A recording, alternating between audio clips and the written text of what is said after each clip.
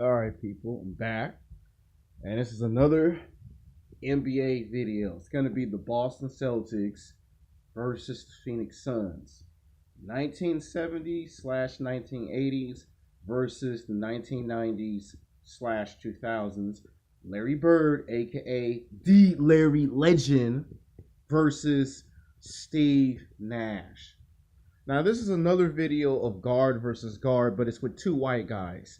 And I want nobody to be thinking I'm racist or biased or any mere shape or form whatsoever. I don't want no one to go in the comment section and go, you're talking about all these other black basketball players. There's some great white players. You know, there's John Stockton. I haven't even done nothing with John Stockton from the Utah Jazz. So I might greatly compare him to somebody like J.J. Redick or somebody of that level. But here I wanted to do Larry Bird and Steve Nash because there is a lot of comparisons between these two legends of basketball. So let's get to it, shall we? Now, Larry Bird played high school basketball and then he played college basketball, and that's when the legend of Larry Legend began in college basketball. He played for a small school in Indiana called Indiana. And out east, there was a guy named Irvin Johnson, who would later get the nickname Irvin Magic Johnson, who played for Michigan. And these two guys would clash like for 2 to 3 years in college basketball. These two guys were rivals, contenders. They would clash against each other. And the reason why they were clashing was because they were trying to win a championship for their school. Ultimately, in the championship game, we all know who won the championship game, of course. Magic, just had to win the championship, and Larry, heartbroken and disappointed, never got the chance to win a title because Magic won one. And sometime later in the 70s, he got drafted in the NBA to the Boston Celtics, and Irvin, whose nickname was Magic, got drafted to the Los Angeles Lakers sometime after that. And again, these two find themselves as rivals, arch nemesis, if you will. The Batman versus Joker, Captain America versus Red Skull, the Ninja Turtles versus Shredder. There were rivals like that on that high, insane, competitive level. And at this time, Larry took this team to a place it hadn't been to in a while. They would go on a tear of 20 to 25 games. Then first it was they won 10 games, 15 games, 20 games, 30, 40 games, 50 games.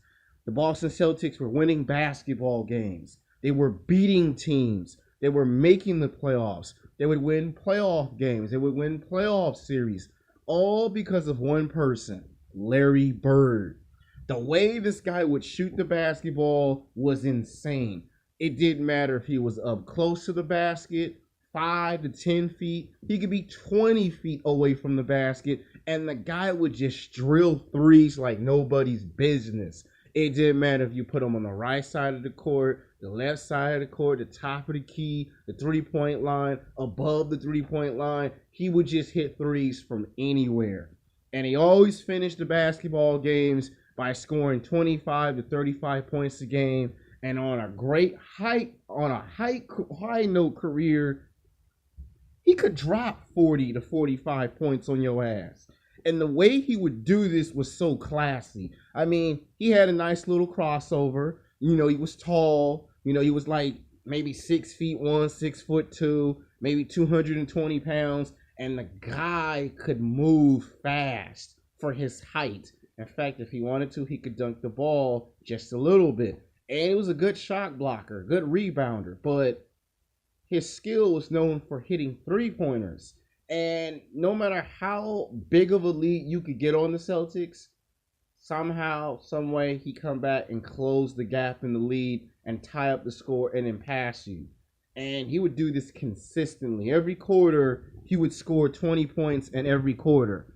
And he would frustrate the hell out of defenders. Guys would defend him, and not knowing that he could score all these points, these guys would be confused when the game was over, trying to figure out how do you stop a Larry Bird. That same year, in 1980, Magic took the team to a place it had been to, the NBA Finals. That year, Magic won an NBA championship, but in 1981, it was time for Larry Legend to live up to that name, and he did, as they beat the Atlanta Hawks, as they made their way into the finals and knocked off a Houston Rockets team and won a championship. And Larry had won his first one. Then we know 1982-1983 NBA season, we would get a chance to see the Celtics and the Lakers in the NBA Finals back-to-back. Magic won his second title. Larry come back. Larry win his second championship. Now they were 2 championships apiece. And then it happened. Magic couldn't resist. It was the 1984-1985 NBA season. Magic won a third NBA championship. And then Larry couldn't help himself. We got to the 1986 NBA playoffs. And again, Larry showed why he was Larry Legend, as he took out the 76ers, took out the Detroit Pistons, did away with the New York Knicks. And then, of course, let's not forget, he would have his best game to date. He would take on a young, up-and-coming rookie Michael Jordan that dropped a tier of 50-plus points. Something that hadn't been done in a basketball game as a rookie. And Larry kept his composure. Most veteran players at this point would be terrified to see a guy just keep hitting shot after shot. But Larry couldn't stop Michael Jordan, but Larry knew that he could stop the team of the Bulls, and he did. And they eliminated the Chicago Bulls in 6 games. As he went to the commentary and said, unbelievable game. I mean, this Michael Jordan, he's going to be something in the future. And when asked comment, do you think he could surpass you in Magic? He said maybe somewhere in the future, we'll see. He didn't exactly say yes or no. He just said we'll see if he can do that or not. And he goes back and he wins his third NBA championship in 1986. And of course the Lakers lose, and we get to the 1987-1988 NBA season. Larry hurts his back.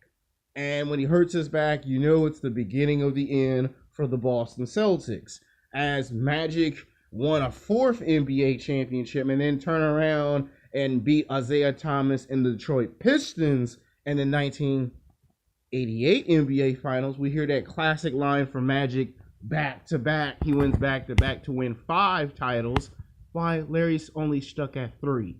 By the time we reached the 1989-1990 NBA season, they were hit with injuries. Kevin McHale was hurt. Larry Bird was hurt. At that point, they had Dennis Rodman, and he helped knock off the Boston Celtics in 5 games. And they advanced to the NBA playoffs and the NBA Finals to beat the Lakers in the championship. And by 1990-1991 NBA season, we saw a Larry Bird that moved slow. He couldn't get off the court as much. There were days where he missed games. He sat the bench. And then there were days where he played games, but he couldn't play in 4 quarters. He had to play 20 minutes and then come out of the game because that's how bad his back was. Of course, at this time, we were headed to 1992, where we had the return of the Olympics. And him and Magic would have a chance to play together on the Olympics, where he would win an Olympic gold medal.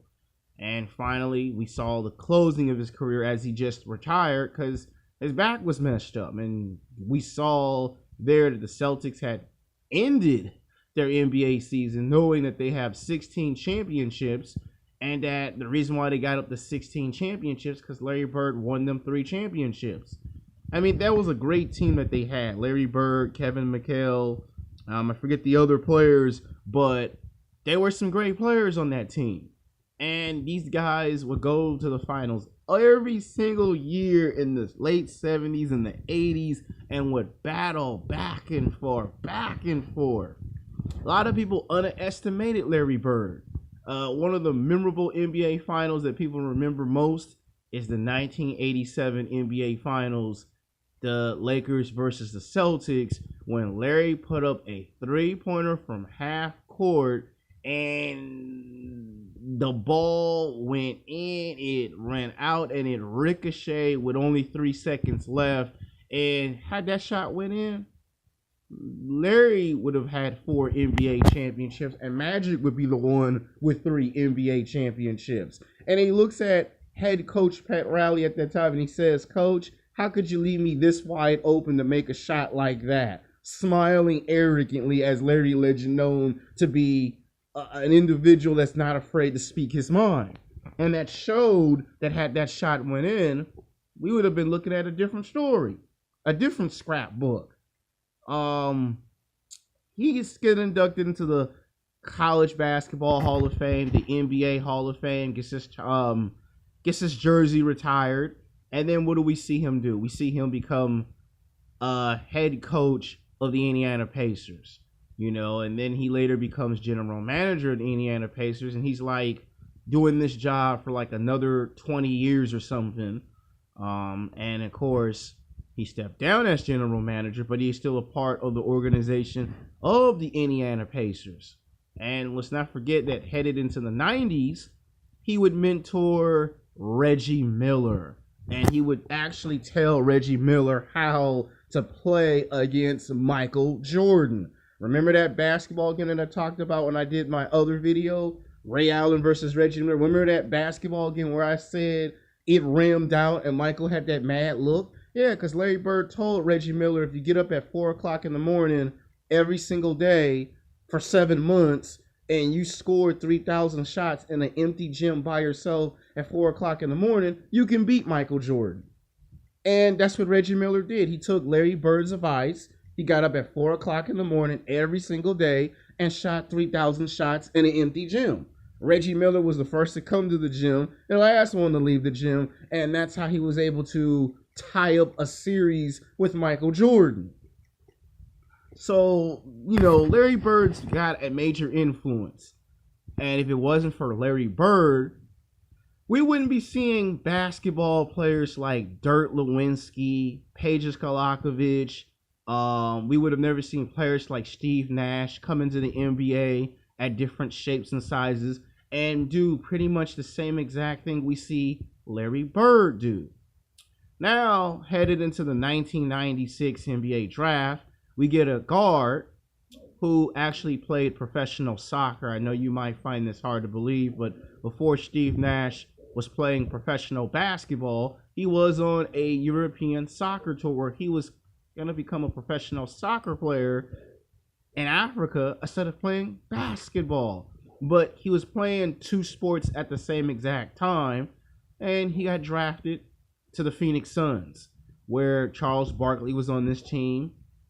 They had traded Charles Barkley to make room for Steve Nash, and at that time they had Jason Kidd on. Jason Kidd was going to come to this team, and they didn't want a young up-and-coming player to ruin their chances of getting Jason Kidd, so they traded him to the Dallas Mavericks some 5 seasons later, and that's where the legend of Steve Nash began. Steve Nash ended up being like the Dallas Mavericks version of Larry Bird. The guy could hit 3-pointers from half court. Didn't matter if it was on the top of the key, the right side of the court, the left side of the court. In fact, he would sometimes get between 3 or 4 giant-ass men and lay the damn ball in. And you're looking at the Steve Nash that's like 5'6", 5'5.5", weighed 165 to 175 pounds, and you're like, these guys are bigger, they're stronger, they're faster. If they get a chance to let the block your shot, you can fall down, and if they trip and fall, they can land on top of you. And Steve Nash was so damn fast that you got to call him the road runner, because as soon as Steve Nash got the ball, it was hard to guard him, it was hard to stop him. In fact, he would put up shots and sequences that had you scratching your head. And some of his best games were against the San Antonio Spurs, the Houston Rockets. He would go up against teams like the Sacramento Kings, the Lakers, the Memphis Grizzlies. Those were some good matchups. But to me, his best breakout performance is when Dallas decided to trade him back to the Phoenix Suns. And at that time, we had a nice squad. We had Jason Richardson. We had Steve Nash. We had Amir Stoudemire. Yeah, he was on the Phoenix Suns at once upon a time. We had Sean Marion. He was on there once upon a time. And that team was a force to be reckoned with. They won basketball games. They beat teams. They would become a threat to the San Antonio Spurs.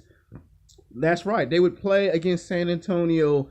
Every time they made it to the first round, they would beat someone like the Memphis Grizzlies. And then the second round, they would face San Antonio or the Dallas Mavericks. And they would usually get eliminated from playoff contingency either by San Antonio or by the Dallas Mavericks. But at this point in time in history, Steve Nash had became a back-to-back NBA MVP when we got to the 2006, when we got to the 2005-2006 NBA season. At that point, he had eliminated the Los Angeles Lakers 2 years in a row in the first round. At that time, they had acquired Tim Thomas to the Phoenix Suns, and they had eliminated them. And then 2007, he was supposed to be the NBA MVP, but who did they give it to? Dirk Nowitzki. And of course, a lot of people felt that he was robbed, but with the class that Steve Nash had, he never took it personal that he didn't become a 3-time NBA MVP. He understood he won it twice, 2 years in a row. Somebody else could win it. You know, Dirk was supposed to go on and, you know, he got eliminated in the first round of the Golden State Warriors when Baron Davis was on the team. And Montel Ellis was on that team. And he lost to the Spurs. And finally, after like 12 years into his NBA career, they got Shaq, which at this point, Steve Nash was like 34, going on 35 years of age. They had an agent, Shaquille O'Neal, and he would get traded again to the Los Angeles Lakers. And this would be like the last time we would see flashes of what Steve Nash once was. He had a back injury, just like Larry Bird. He hurt his back. And you could see that age finally caught up to Steve Nash. All those three-point shots that he was making in the first 10 years of his career, you were seeing them less and less and less. You know, he was moving slower. He had trouble walking up the court. He couldn't run to the right side or the left side of the court. There were days where he missed games. And then it would be 20 games later, he would come back, score 15, 20 points, look good for a game. And then 3 games later, he scored like 5 or 10 points. And then he had that one game where the Lakers won 5 in a row where he dropped 40 points. And it sounded like that people thought, oh shit, the old Steve Nash is back.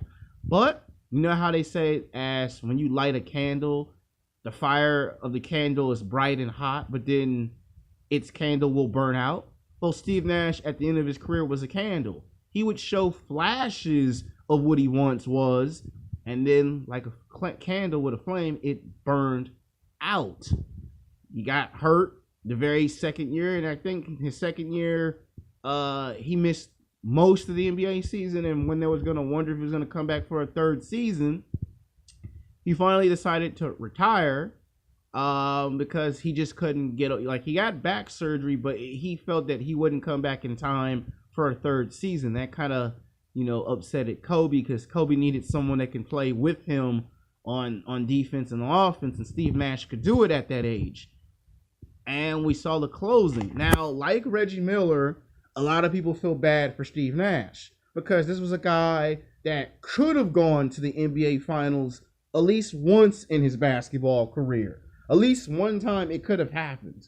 Like, had he never got traded from the Dallas Mavericks, that sometimes make you wonder, you play 10 years with the Dallas Mavericks, you get traded and go back to the Phoenix Suns,